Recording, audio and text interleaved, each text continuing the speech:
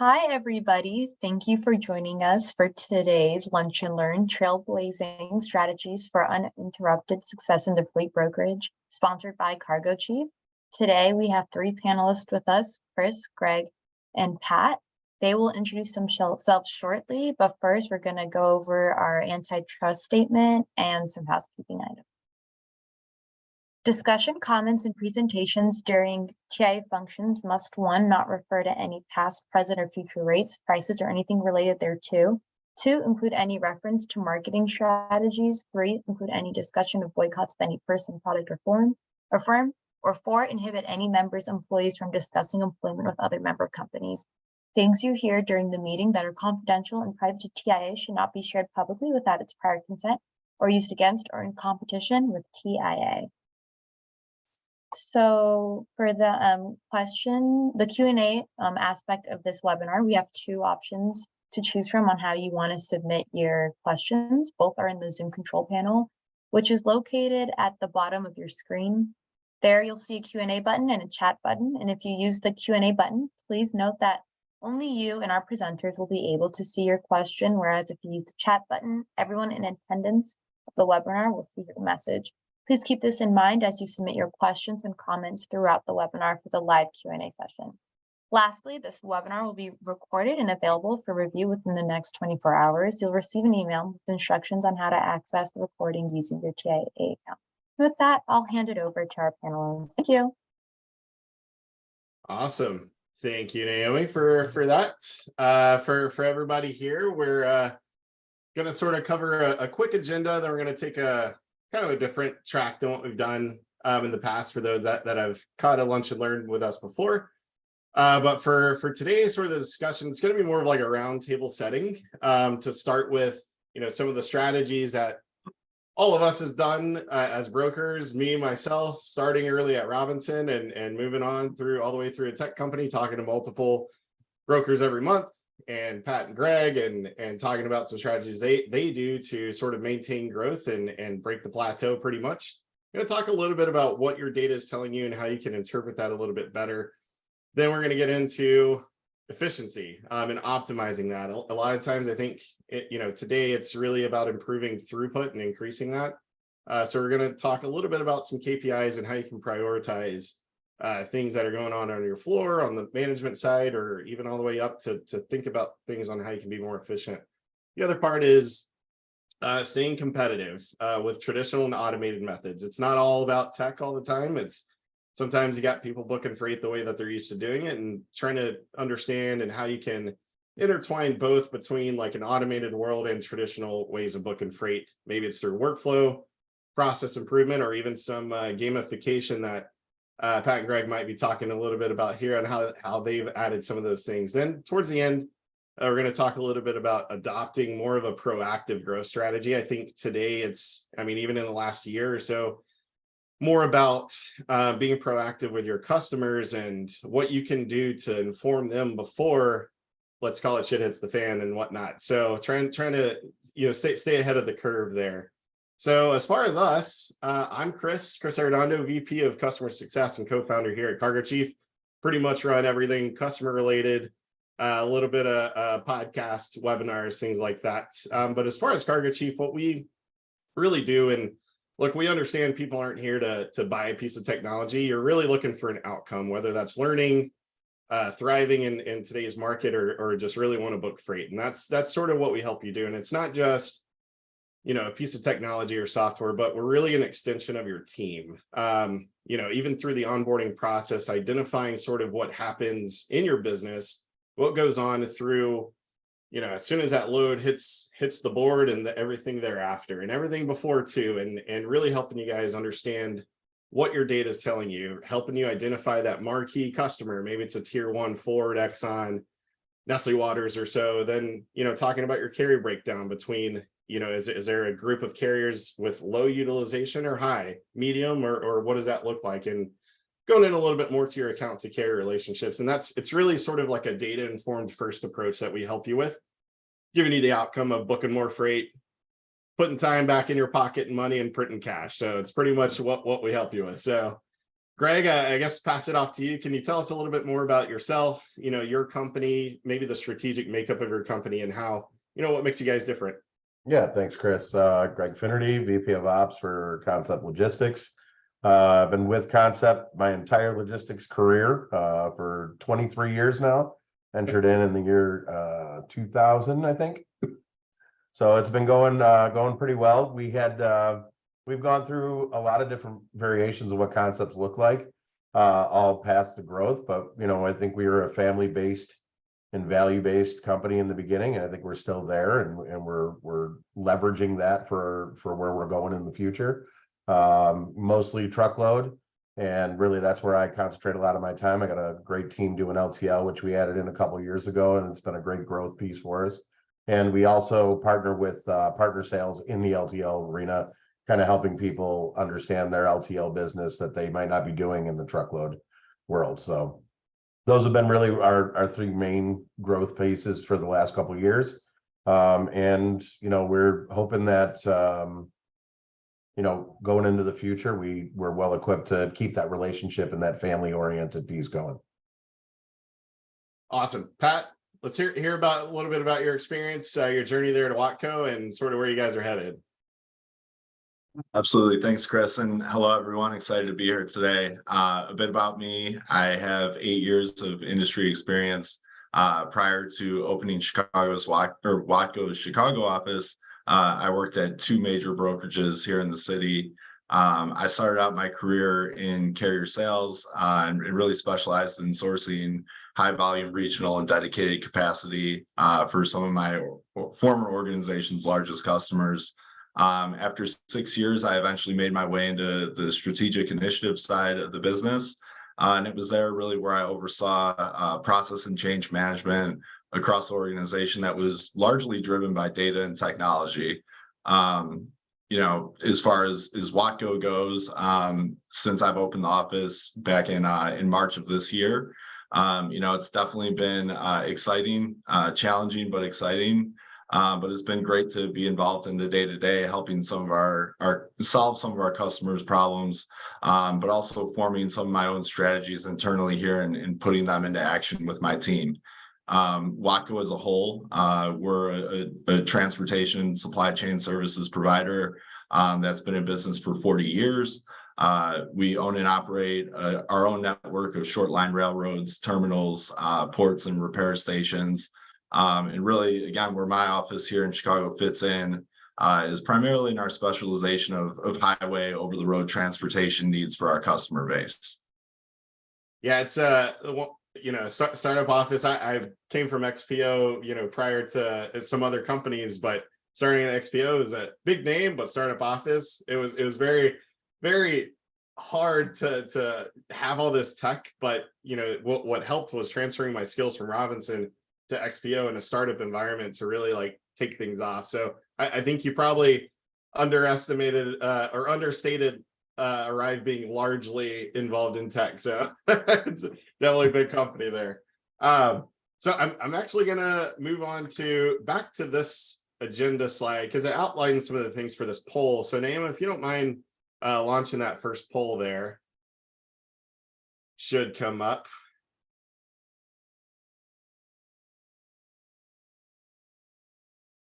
I don't know if I'm supposed to see the poll.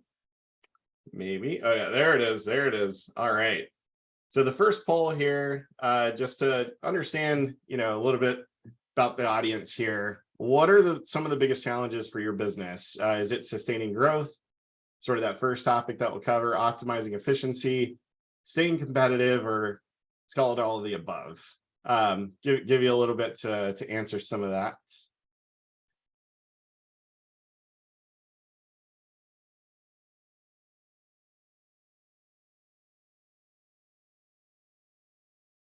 I'm over here trying to click and vote, but it won't let me. I just saw it's in big red print. Host and panelists cannot vote. So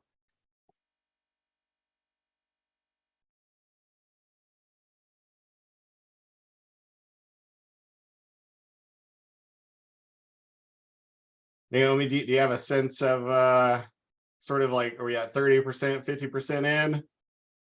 Yeah, we're at 67%.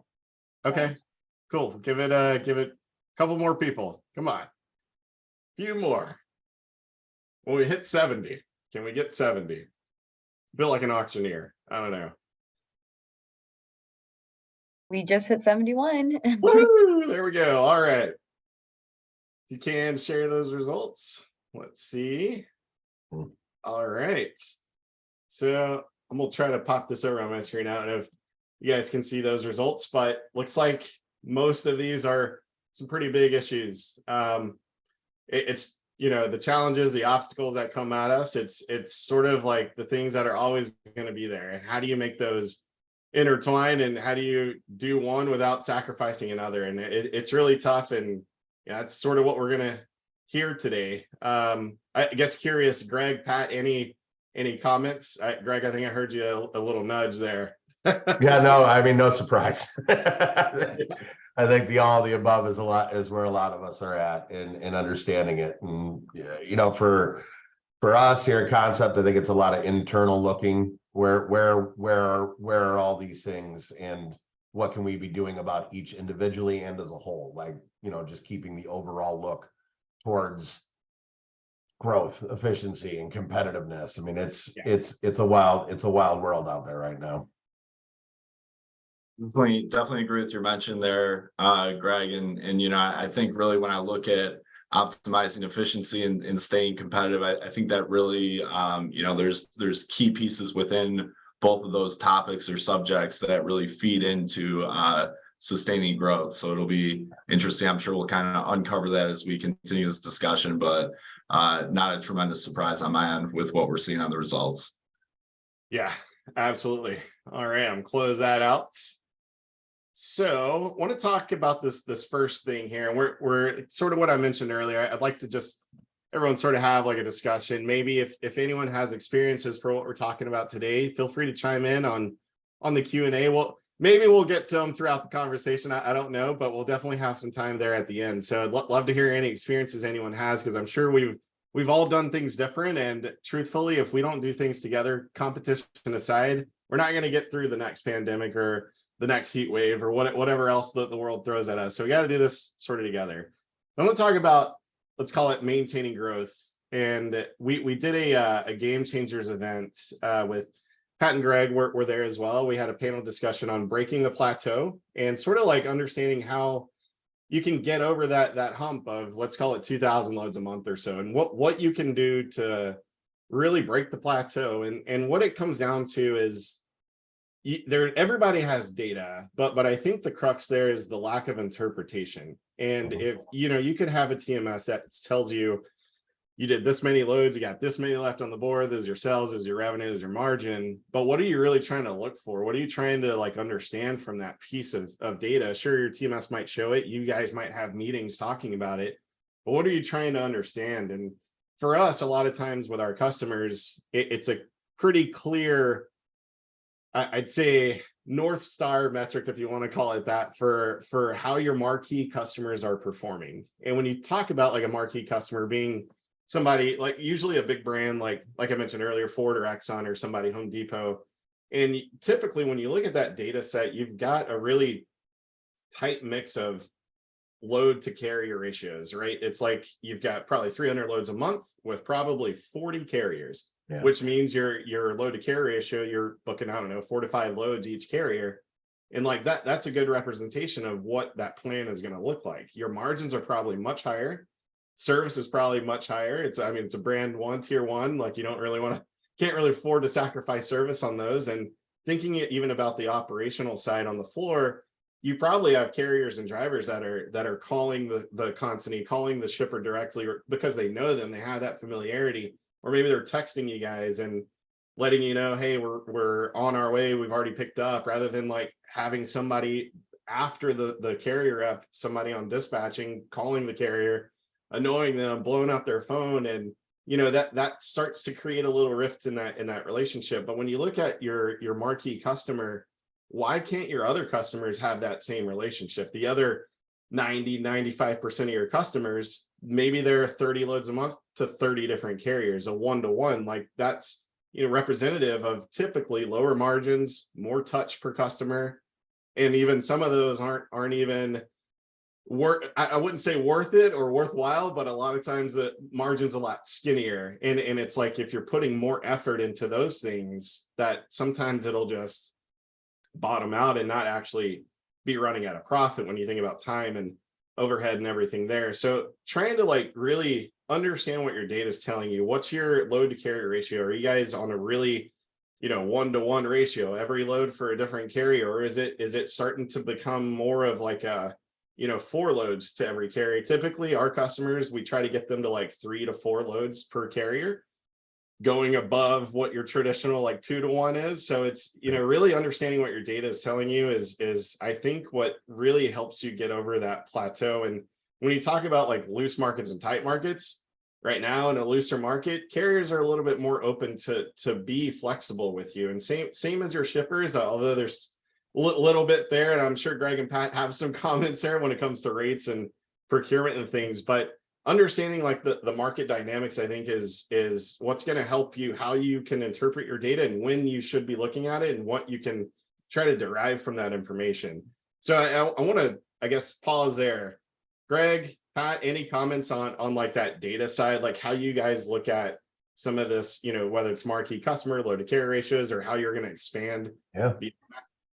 Yeah, I mean, just recently, in the last couple of months, I've taken a guy off the floor that was drawn to data and just, how do we get this to the team and have it be digestible? Right. Yeah. So we, when we're all reading these articles and everything like that, and we're pushing that out to the team. So we're informing you. Are they understanding any of it? And do they understand how to understand, does that affect their day to day? And in what way can they make it an actionable item to put into their day to day? Yeah. So that's really what we've been concentrating on when we grab a date. Now that we have a data guy, and hey, let's take a look at each one of these scenarios, and then let's put a real easy process for people to understand. We went with the stoplight, right? Green, yellow, red, and we're putting that to, the market as a whole, down to lanes, down to carriers, down to customers. Like, these are the areas that need your attention.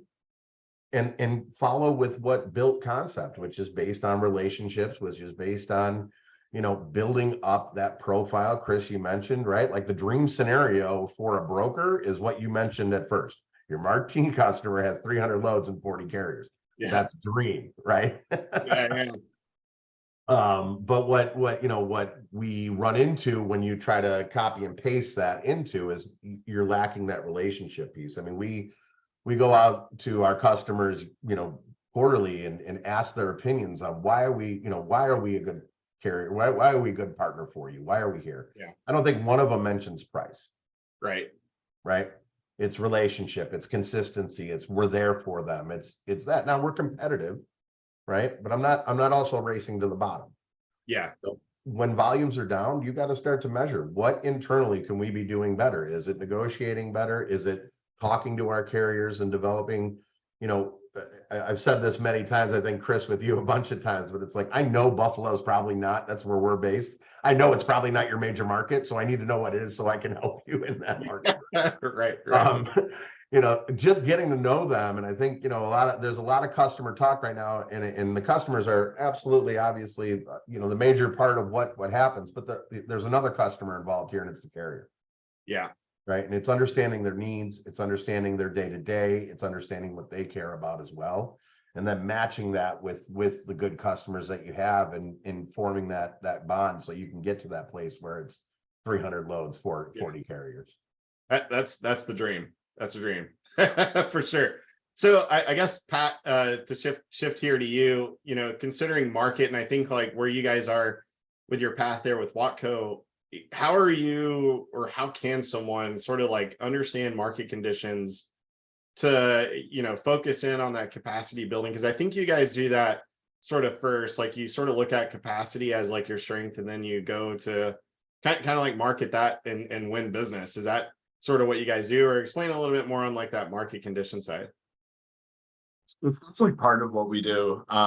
Personally, with my background being primarily in carrier procurement, I think just with the relationships that we have, that some of my team members have, That's kind of where we've built our, active and prospective customers around is, hey, we have these great relationships, great carriers that can offer, differentiated services or to specific areas. That's definitely part of what I've brought in and what my team's brought in. But even, when I think about Watco and think about our assets, right, our terminals, our rail lines, and our ports that I mentioned prior, in my office, we build our customer and carrier network based on, some of that information or previous experience partnerships that we have that have been in and out of those assets. If we have a good group of carriers that have been in our terminals or warehouses already, they know us and we know them. From there, we really want to play matchmaker for our customers with those carriers, and go to the active and prospective customers and say, hey, we have true predictable capacity and service expectations based on our experience with these partner carriers that are already working with us directly. So that allows for a bit of a smoother transition and really allows us, based on the assets that we have, allows us to confidently tell them, that being the customer, whether or not we do have the potential to be a good fit and provide the data as to why. Aside from that, one other thing to add, just based on like the dream scenario that we're mentioning, when you think about your business and your approach very transactionally, very day-to-day like that, like something that gets lost in the mix there is really the strain that puts on your operations as well. Think about your compliance team, the time suck that happens to them, having to go and register and monitor new carriers every single day and add them into their system for just what we would call a one and done load. That's not really helping anyone. And potentially you need to grow that compliance team or that department, just based on the fact that you're not sourcing capacity the right way from go. So I think that's a big part of it that's overlooked. And also the last thing I'd say is the carriers and the drivers themselves, from a driver retention aspect, these drivers don't want to go to a different shipper, a different facility every single day. The ideal scenario for them as well is, being able to go to a shipper or receiver, know who they're, know what the pickup number is, know who works there, where to pull in, all that good stuff. That really impacts their day-to-day. And, it at times can be a differentiator whether they end up staying with that trucking company or not. Yeah, it's more times than not, like through my career starting at Robinson, we had volume hand over fist. So it was like I had pretty much every Texas carrier that ran my corridor, and it was like moving that book of business through was like that. It started with that relationship. And Greg, you guys, I'm gonna keep coming back to this story for you because it's probably my most favorite. Like how you guys look at carriers and like capacity. Like you guys go all the way to like how they treat their drivers, how they pay their drivers. Really a very intimate relationship, in that like most situations isn't like that. Tell us a little bit more about that. Yeah, I mean, we, one of the directives that we try to follow is, with our team, is to understand what the commitments that company has made to their drivers. Like, what do they come home every weekend? Where are they based out of? What are they, what, all the way down to, what lanes do they love to run, to, what are they trying to avoid, to, what can we be doing better? All to Pat's point, like when you get to the driver level, right, and you start to really understand the needs and the commitments, like we always say, we want to be your logistics department to a customer, right? Yeah. We also want to take some of that. I have 3 ex-truck driving dispatchers on staff. We understand and we know, like just by talking with the relationships, the demands of a dispatcher of a trucking company. Like that's 24-hour calls. That's a lot of different things going on, right? Like let us take some of that off of you as well. We're here to be on both sides of the coin. And when you get to that level and when you start to understand the commitments to the drivers, and you'll start to understand the company kind of formula of how they run. Once you do that, right, then you're starting to talk about the relationships, and then you're starting to talk about where they want to be, where they want to go. You might have a guy that runs, I'll use the example of Buffalo to Miami, when it's nice, but he ain't trying to get to Buffalo in December. So where is he going, right? And instead of losing that capacity, now we know that that's a function and a pivot that they're going to make. We can take that to a customer that we know out in Texas. That's their preferred lane now. They're going to go to Miami to Texas. Okay, well, let's still keep that carrier in our as a core carrier for us, and move that over to Texas and start filling that lane for them, so they don't lose that relationship type. It's not like we're gonna 6 months of the year they're a great carrier, and then 6 months we don't hear from them. Yeah. We start to commoditize really the capacity we build, kind of what Pat was talking about as well, right? You take that relationship and you push that further to another market. Yeah. It's you made a good point about the driver side, or the dispatcher rather. Like I'm sure they get several calls, especially if they post their capacity and like, do you have a truck? No, okay, buy. Have a truck? No, buy. Have a truck? No, buy. That gets pretty old, right? Yeah, and it's like, having a little bit more like data insight to, really reducing the calls, not just for you guys being a little bit more efficient, but also the carrier partner you're working with. Like if there's a way to like understand how many lanes they run, how often do they run it, or whatever that is. And now you're starting to build a bigger relationship. Like, look, carriers would much rather work with a select few brokers rather than working with 50 brokers, right? Like when we talk about, and we'll probably get into this a little bit later, but like the risk for a carrier to work with a new broker is a lot higher these days than it was, maybe during the pandemic or before. But like with a lot of credit issues now with companies, like there's a little bit higher risk, I think, with a carrier working with a new broker rather than working with Pat or Greg, right? Like consistency, that's what everyone looks for. And I think as we, move a little bit here to the, like, let's look at like the customer side, or even like operationally too, like some challenges that could be coming that have hindered growth or could hinder growth, right? Like some of these things, like if you're posting loads all the time, it's probably going to stunt your growth a little bit, because you can't just live on a transactional market day to day. Like even the grind and burn, Pat, what you mentioned of like just people, how that affects your ops team. But like, Pat, I think you mentioned before, like balance between innovation and consistency. Like what are some challenges you guys see that can hinder growth, and how do you overcome those to sort of avoid that plateau of 2,000 loads a month or whatever it is that's really tough to get over? I guess, Pat, if you want to start.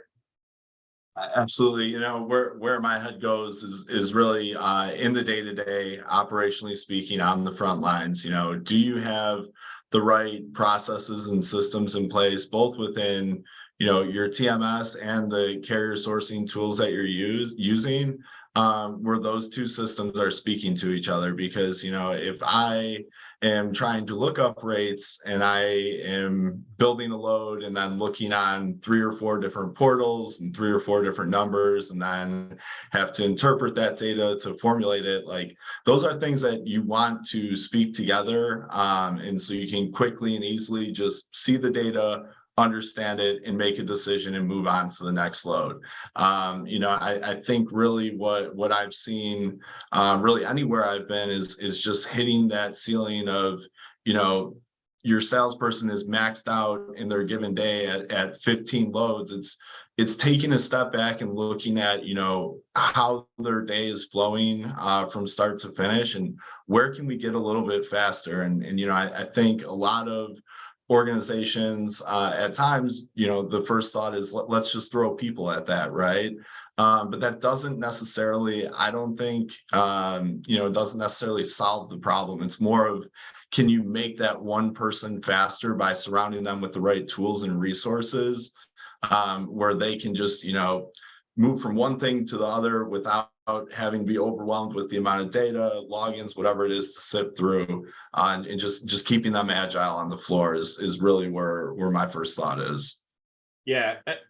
Before, real quickly, Naomi, do you mind launching that second poll? Almost got away from me here. Thank you for that. As we mix a couple more comments here, the quick question: how do you currently handle your load booking process? Traditional, meaning regular carrier spreadsheets, load boards. Automated, a little bit of utilizing automation, DFM, digital freight matching.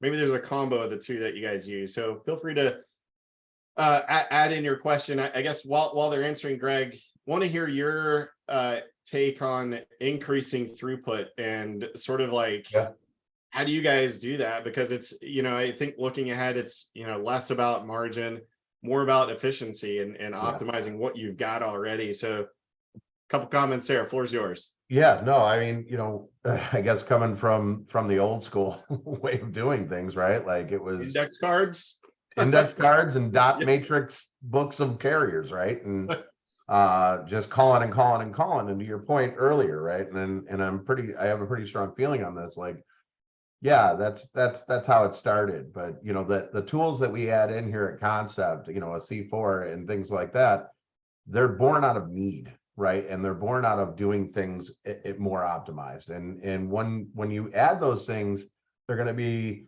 some choppiness to it. So it's really, to what Pat was saying, is bringing that process to it. Like this calls into this, and this calls into this, and this is what you do once you're here, and this is what result we're looking for. But putting a lot, I put a lot on my team to come up with their own lead measures, right? Like we all know the KPIs, loads, margin, revenue, blah, blah, blah. But like, what are we actually doing proactively to accomplish those things? So when we bring in the conversation of a lead measure, right? A lead measure just being something proactive that leads to the lag measure, which is our, standard KPIs. What are they going to be? Now, they're not going to be the same for everybody. So really, I try to hone in on what are we doing? Like, are we offering, I heard a story once in some book out there, but it was about a shoe salesman, and there was some guy like in Wichita, Kansas, that was out selling everybody in New York City on a national market. And he goes, when they found him, they said, what are you doing differently? That you're out selling everybody in the company. And he just simply replied, he goes, when they ask me to bring out one pair, I bring them 4. Oh man. So I mean, it's as simple as that, right? It's the conversation is what we're trying to drive to. So are you saying, do you have a truck? Or are you saying, oh, you don't have a truck? Well, what is that truck? And if you do, if that was, I have 3 loads that kind of fit that profile, would you do those? And does any of those fit? And what kind of commodity do you like to haul? And your drivers get upset about, there are shippers out there that are going to take longer than the others. So all those conversation pieces, and to your point, not having one and done phone calls where you're jerking the phone all day, and that now it's more towards, get out of the transactional. How do we do this week? You did 10 loads for us. Which one did you really like? Which one can I hone in on? Which one works better for you? Which one are you want to stay away from next week, right? So just progressively sharpening that tool and that edge to get the carriers and the customers aligned more. And that's really what we do in this business, right? And that's our purpose. Yeah, it goes back to like, earlier, us as a tech company, like, mentioning people don't come to us to buy tech. Nobody goes anywhere just to buy software. You look for an outcome. And I think even on the broker floor, like, what's the outcome desired by, your customers, but even more importantly, your most important asset, your people? What outcome are they looking for? Are they looking to, like you said, a more desirable load that I don't want to work anymore because of whatever reason? Well, how can you like give them that outcome that they want? And just thinking through ways to be more efficient there and doing more with what you got. And as we read through this poll here, I'd probably say not surprising that most people are still in that traditional method, regular carrier spreadsheets, load boards, because a lot of people that come to us, it's like, every time somebody has a regular carrier, every company has a regular carrier in their head, right? Maybe a spreadsheet, but every time thereafter, what do? It's typically posting to the load board, and there's no wrench to break the monotony, or there's nothing to like, because you're playing catch up every single day, and it's so hard to like set back and like think of what can I do different to break this pattern of just like the grind every day and starting over every month. And it's a tough thing to do, but you know, I don't think automation is the 100% way to go, because this is a relationship driven industry. Credibility, trust, and honesty is what makes this thing thrive and roll. So it's really a good blend there, which it looks like roughly a third of you guys are kind of have some sort of blend, which is good to see too. I moving this to a little bit more in the efficiency side too, compliance, right? Like we talked a good deal about that before, where if you've got a compliance guy, you're on the right track. If you don't, there's probably a shit ton of risk that you're taking in both, like for your customers, jeopardizing your business, but also just like the grind of the day-to-day rep. So I guess, you know, Pat, if you want to talk a little bit about compliance and risk management, and how does that play a role in that maintaining relationships and making things are as smooth as butter?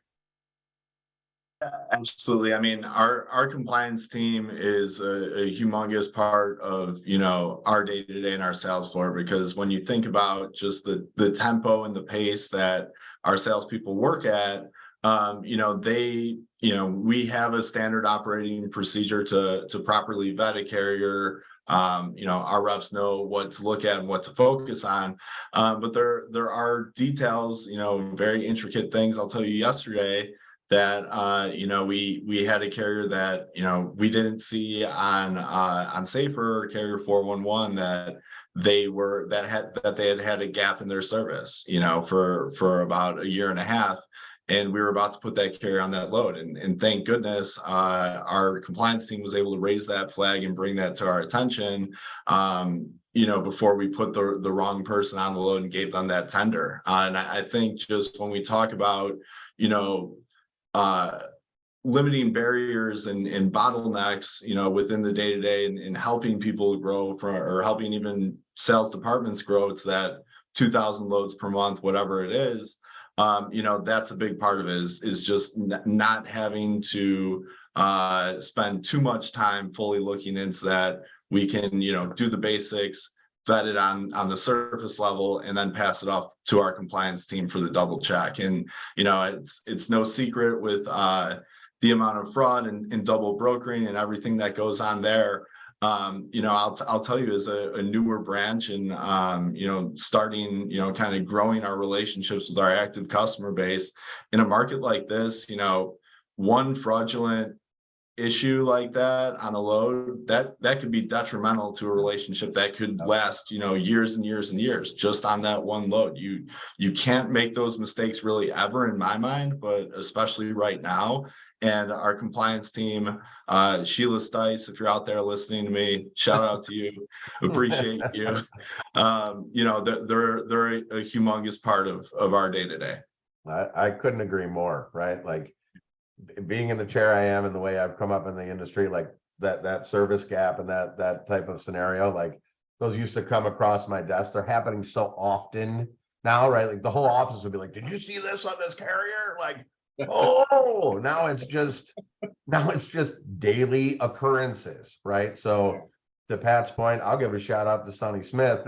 I mean, you know, the compliance team does way more than it ever used to be. Like, and again, it goes back, right? Like, it was Wild West when I was booking trucks, and you know what I mean? And I knew they'll get 99% of the trucks that are out there, but it's happening so fast, and we have so many tools that are bringing in new carriers, and they're, you know, the time that people are getting quotes to when they expect the truck is so much faster than it used to run. And, you know, like things are instantly wanting to be presented, and for us to not address the compliance piece or get caught with that, it really is just, it's too much of a reset nowadays for the customer. Yeah, even you know, like if you don't have like an onboarding tool or anything that you're using today, and you're still using like a standard packet, it could take an hour and a half to comply each carrier. And if you're, you know, 200 loads a month, that's more than 200 hours a month that you're never going to get back, because chances are you probably don't really have anything to help you with carrier reuse either. So it's a lot of times it's a one and done situation. So Yeah, go ahead. Chris, I was gonna say the more dangerous thing is that you're moving 200 loads a month, and your carrier reps are so busy, they're not doing it. Yeah. That's right. I was like, damn, I really got to call these references. I guess so. Yeah, you really do. Every load was needed to go yesterday. So, there's that balance. So Brian, you had asked a question. That one was sort of an answer for you, I think, in compliance side. If you're just building out your business, like, it's definitely nothing to overlook. You really got to, try to keep an eye on that compliance side for sure, especially today. More opportunity, more freight out there posted means more opportunity for thieves. So, be careful out there. Want to move a little bit here, and Naomi, if you don't mind launching that third one there. I think it's sort of one of our last polls here. And do you monitor your account to carrier relationships? Meaning, do you know what your load to carrier ratio is? Do you have a way to look at that, and do you do anything with it? That's kind of the theme here. Some traditional ways to do things differently and to stay competitive. You don't have to have necessarily tech to do that. You could export your carrier list and your account list and look at sort of, how many loads, what lanes, and what does that makeup look like. Sure, we have tools to help you with that, do it for you. But there are ways to think of that. And that's a good way to get a sort of a benchmark of where you guys are. Like, what is your average load to carrier ratio? What does your marquee customer look like? And moving a little bit here to, what we're going to be talking about, some traditional and automated ways to stay competitive. This question is, just to set your mindset, look back at your operations. I'm sure you could think last 2 weeks, 3 weeks, were you booking every load? Were you posting every load with a load board, or what did that look like? And I'm sure there's a point in time, you could probably even say this morning, if I had a better solution, what would my outcome have been? So thinking about sort of those different things and thinking what you look at ahead as you try to grow and get through Q3 here. I've actually heard July was a little bit better than some of the dull and staleness of Q1, Q2. Is that sort of what you're seeing, Greg? I think it was more level. I don't know if it was better. Right. But it's more becoming normal. Yeah. We are, and Chris, I think to your whole point, right? Like we're trying to put like 10 carriers per lane, right? Like I want a key core and go-to carrier as the first 3 spots, 4 spots in every lane, and then back those up with guys that can run that lane. And that's that, when you're stacking them up like that, you go from the transactional to a whole picture on a lane, right? You're not talking about this load costs $900. Can you move it for me, Mr. Carrier? To, hey man, we got 8 loads this month. They all pay $1,000, right? Let's talk about how we're now going to approach this situation and go through the month and get you on as many as we can of these. Yeah.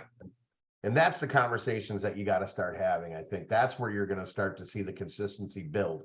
But you've got to do that proactive work of going and getting those carriers in those lanes and monitoring that, right? If the carrier's not, if you got a core carrier in there that's saying, hey, yeah, I agree, I'll do those all the time, and then they don't take any, you got to get someone else in there that will. Yeah. Stop wasting the time. And that goes back to the efficiency piece. And it's like, who's making those decisions and how empowered do they feel to be making those decisions? And are we training them correctly? And do they have the right tools to do it all? Yeah. It's like, what's your roster, right? Yeah. For that lane, 100%. what's your roster for that lane makeup? It's very different. It varies different, across customer and your freight mix too. Like flatbed shipments are much more relationship driven than like a van common, Chicago local or something. I mean, it changes, and it's real important to understand like what your freight mix looks like and your roster really. So I guess, Pat, how do you guys sort of maintain momentum here as you do grow out your business? Whether it's traditional methods or anything that you guys do. I know both of you do some sort of pizzazz of gamification, if you want to call it that. So what do you guys do? Absolutely. I think my perspective here is definitely one of someone who still is close to the sales floor and not super far removed from the sales floor. But, you know, when you tap in, when you really think about the persona, no matter where you are, whether that's Chicago or Buffalo or Joplin, Missouri, wherever it could be, you know, the makeup of a lot of these salespeople are younger, very motivated, and most importantly, competitive people. You know, the best people I've been around, you know, just love to, you know, push the people around them as well as push themselves to get from that 15 to 20 to 50 load mark per month, whatever it is. So, you know, I think really what we tap into here at Waco in Chicago is really just number one, identifying the right metrics, right? Like what's important to us at the high level, what are we looking at to assess performance? And two is really being able to capture that data and information, right? Like, do we have the reporting support from other personnel, other departments, or just the mechanisms in place within our TMS, within systems that we're using like C4? Do we have that to just quickly and easily pull that report and understand it? And then it really just comes down to visualization in my mind. You know, if you have a scoreboard in front of your salespeople and sales reps, it's fun to kind of update those numbers throughout a day, a week, a month, and kind of, you know, listen to your floor, kind of compete with each other. Oh, you know, Bob's catching up to Billy, and Billy's, you know, right behind Frank. Like, who's going to finish this out? That kind of takes a little bit of the monotony away, you know, versus just sending out an email of a spreadsheet and telling your people to look through it. It kind of just puts it a bit more into action and just keeps everyone engaged and excited about numbers, which, being candid, can sometimes just be numbers and kind of boring, you know? Yeah, I agree. yeah. I think, you know, it's that gamification side. And I didn't, you know, I from the tech side, like I'm not always on the brokerage floor anymore. So it's like very cool to just hear how some of you guys like take some of these like workflow improvement things. Like Greg, you mentioned like you guys have, your goal is 10. How many, what's your roster like on this lane? Like who's got the biggest roster in depth that's gonna like always have a carrier right back to back? Because if that first one can't haul it, like, and I hear this time and time again where, yeah, we've got a regular. Oh, let's call Joe. Oh, he's not available. All right, post the load. And it's like that's yeah. It's a hard thing to overcome, but like adding some gamification can certainly help with that. And Greg, I want to come back to something here. That higher pay for carriers and lower cost for shippers. Like we did a webinar on that before. Like as people grow their business, and even right now, like you mentioned having a list of carriers that, you know, 10 carriers, and you got a guy that will haul it for 800, but you're only paying 700 for that carrier. But what can you do to, like, you know, how do you overcome that part? Like getting your, you know, lower cost for your shipper, but also keeping carriers coming back to you if it's higher pay or whatnot. Well, I mean, you know, we're brokers, right? So 3 wins got to happen, right? 3 wins got to happen. Yeah. And, you know, I think it's again, looking at your business holistically, your customer in a larger sense, right? Like maybe this lane, I'm paying the 800 where I know I could be paying 700, but the time spent on that carrier is next to nothing. They do the tracking, they update us, they send in the bill of lading and the PODs as soon as possible. Like, so talking through those different things, I think is huge. And that's really where we sometimes see that. We see, hey, we're moving the consistency of this carrier at the $800, right? Yeah. And if we weren't going to use that, going back to like just fly by night and, hey, you know, calling back your customer because you posted a load because Tommy couldn't cover it, and now it's hey, this one I got to do 1,000, so I'm gonna put my margin on top of that. And they see this, you know, this tidal wave of rates coming by. So, you know, when you do that and you get that consistency of the 800, and sometimes you get the 700, but you're seeing the consistency of the 8, you're able to make that margin work for you and provide better and you know, excellent service for everyone, right? Going back to the first part of the conversation of this whole thing, getting those carriers happy, getting them doing what they want to do. They want to, Tommy wants to know Bobby on the dock, and all of a sudden, hey, it's not a problem to go to the bathroom and grab a cup of coffee. You know what I mean? Like hey, come on in, man. Gotcha. We'll get you loaded up in a minute, right? Like those are the things that make their day better, to what Pat was saying. And when we see that all the way through, you can come up with those 3 wins with that, with the lower rate for your customer, the better carrier pay. So they're not going out next week because rates moved $50 to another load, right? They're not gonna have the want and need, because the driver doesn't like to go in there anyway. So I'm going to go get that $50 for him, right? Now he loves going in there. It's no problem. Everybody's great. That consistency and keeping that straight line for everybody, that's what it's all about, right? I mean, yes, we have to pivot in markets. We do. I mean, it's a conversation and they're not all fun, but if you have the relationship built and you're consistently servicing both your carrier and your customer, they can happen a lot easier. Yeah. I had a carrier, Danilo Serpas was his name. He was a one man, one truck.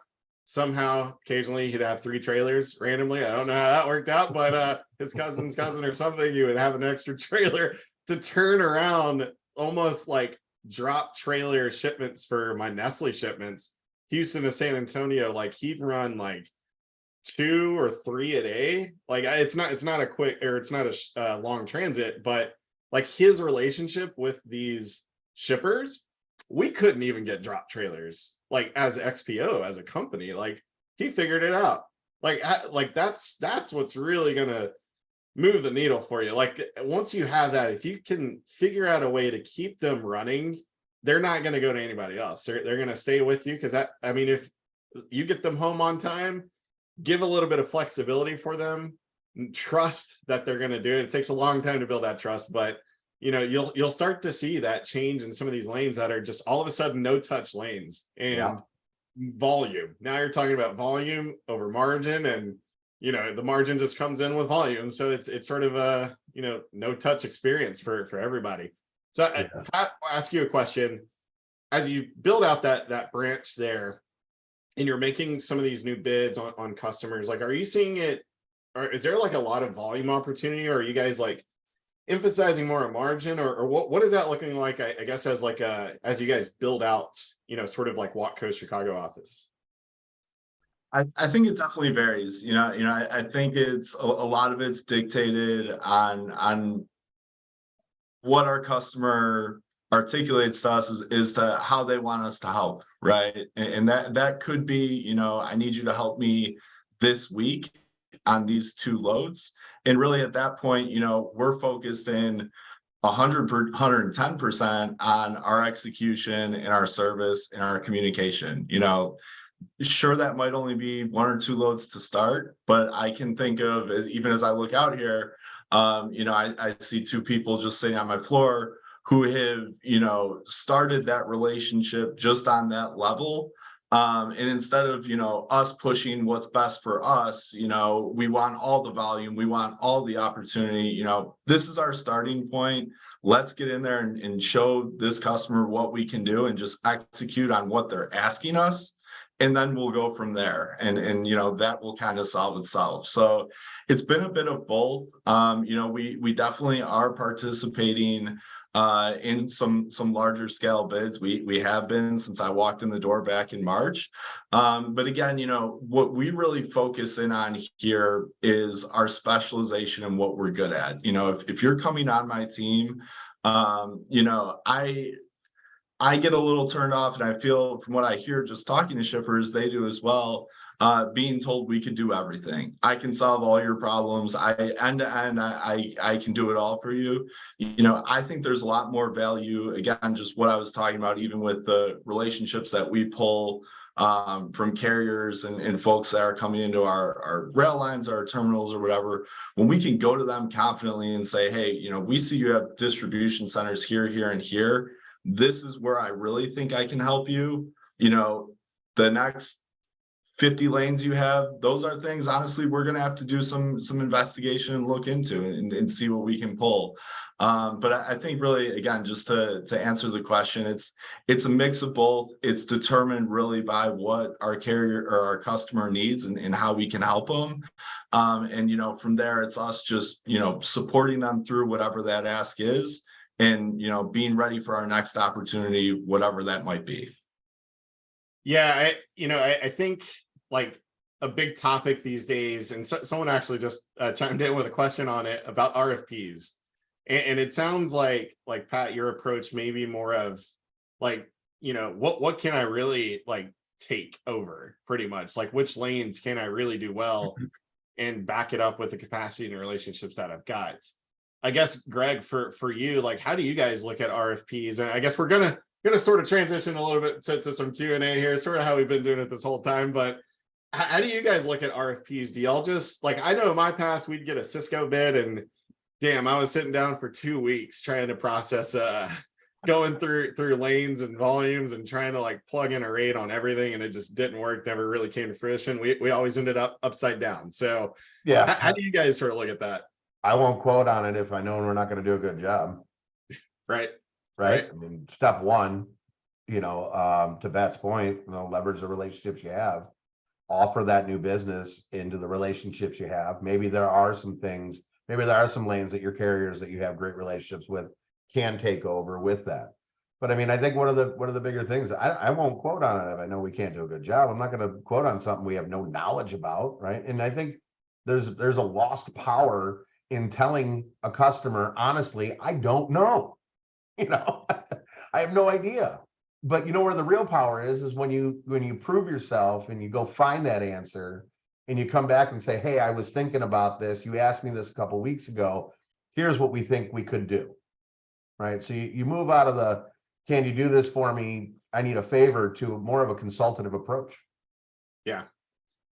Yeah. It's I mean, our RFPs are, I hear that they're kind of like shippers aren't committing to like these longer term. It's more like 30 days, 60 days sort of thing.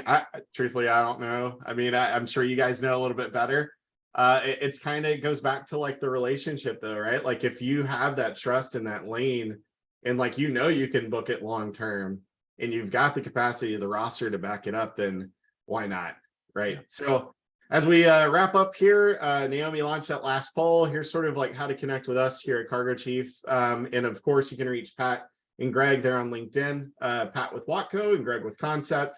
But here's the last poll. If any of you guys want to hear more about, you know, uncovering insights from your data and how we can help you figure out where your starting point is going to be in this whole big world of things and logistics. So feel free to answer yes, no, and we'll reach out thereafter. But that's pretty much it. Hopefully we got to most of the questions here. And if we didn't, we'll definitely connect back, circle back, or feel free to reach out to me and get through anything. So hope everybody enjoyed the session today, as I definitely enjoyed it. Different than what we typically do. So Pat, Greg, thanks. And Naomi. Yes, thank you guys for joining us today and sitting in our webinar. Thank you, Chris, Greg, and Pat, for your time today. As a reminder, guys, we'll be sending access instructions for the recording of the webinar, so be on the lookout for that for the next 24 hours. And yeah, we have these every Wednesday at 12 p.m. Eastern, so feel free to check out our TIA website education page to see our upcoming schedule for August. And with that, I think that's everything. All right, thank you guys. Have a great rest of your day. Thanks, Thank everyone. you, everybody. Have a good one. Bye. Thank you.